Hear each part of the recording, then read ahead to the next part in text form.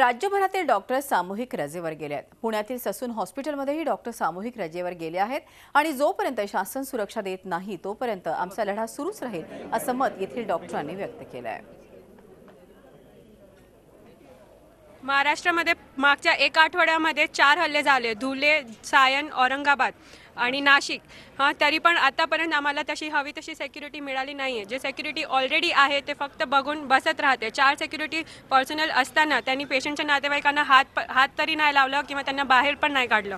आम्हाला हवी तशी सिक्युरिटी पाहिजे आणि जे काही जे बेल घेऊन बाहेर काढलेले त्यांना आतमध्ये परत टाकायला पाहिजे। आणि सतत आमच्यावर असे हल्ले होतात, म्हणजे आम्हाला कुणाला हौस नाहीये की इथे येऊन सगळ्यांसमोर आम्ही नुसतंच हे करायचं, पण सारखे हल्ले होतातच आहे। आमच्याकडे संपाशिवाय दुसरा कुठलाच पर्याय नव्हता, म्हणून आम्ही सामूहिक रजा घेतली। आम्ही अजूनही संप पुकारलेला नाहीये।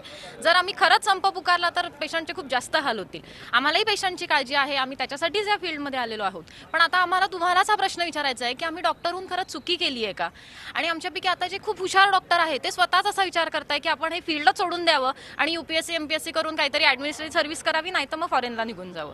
तर मग हे कितपत योग्य आहे? दिवसभर म्हणजे आमचा पूर्ण सामूहिक रजा घेऊन हा शासनाचा निषेध असणार आहे, काम बंद आंदोलन असणार आहे। आम्ही कामाला म्हणजे पेशंटच्या किंवा कसल्या हॉस्पिटलच्या कामामध्ये आम्ही भाग घेणार नाहीत। या पद्धतीने आम्ही शासनाचा आणि नातेवाईकांचा जे अग्रेसिव्ह नातेवाईक आहेत तर त्यांचा आम्ही अशा प्रकारे निषेध नोंदवणार आहोत।